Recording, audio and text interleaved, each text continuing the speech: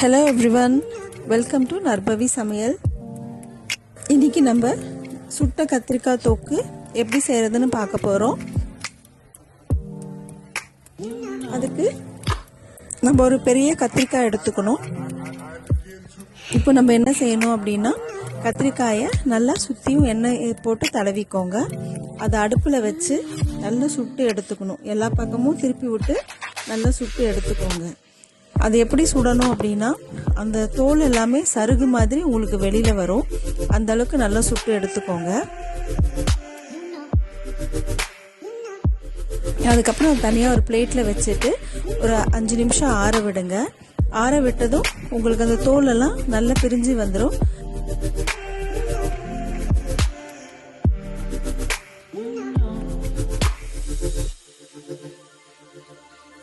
இந்த தோலை ஃபுல்லாக நீக்கிட்டு ஒரு பவுலில் போட்டு அந்த கத்திரிக்காயை நல்லா மேஷ் பண்ணி எடுத்து வச்சுக்கோங்க.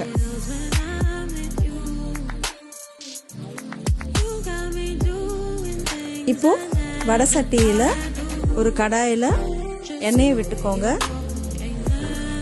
கடுகு உளுந்து போட்டு நல்லா தாளிச்சுக்கோங்க.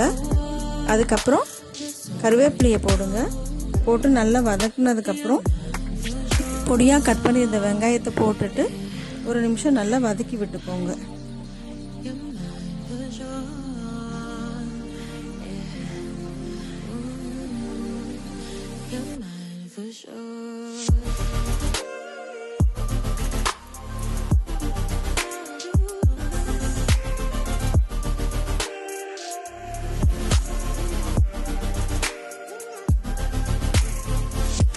இப்போ நீங்கள் என்ன பண்ணணும், அடுத்ததாக இஞ்சி பூண்டு விழுது போட்டு நல்லா மிக்ஸ் பண்ணிக்கோங்க.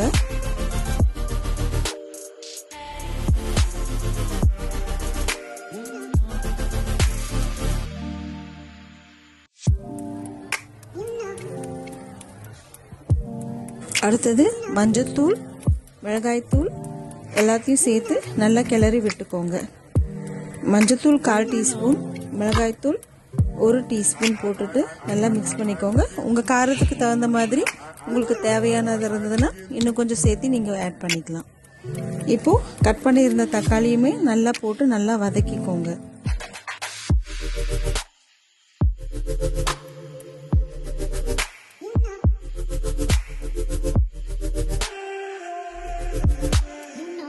தக்காளி ஓரளவுக்கு வதங்கினதுக்கப்புறம் கொஞ்சம் கல்லுப்பு போட்டுக்கோங்க.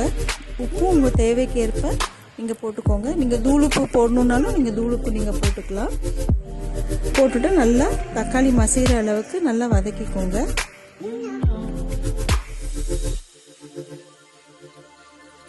ஒரு 1/4 கிளாஸ் தண்ணி ஊற்றி நல்லா நீங்கள் வதக்கும் போது தக்காளி நல்லா மசிஞ்சு வரும்.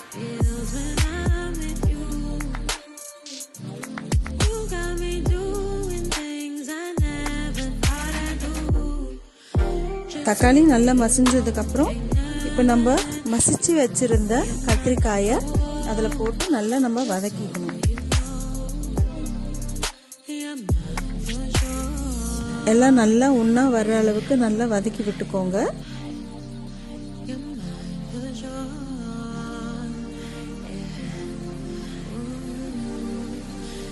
இது கூட இன்னொரு 1/2 கிளாஸ் தண்ணி ஊற்றிட்டு நல்லா நீங்கள் மிக்ஸ் பண்ணிக்கோங்க.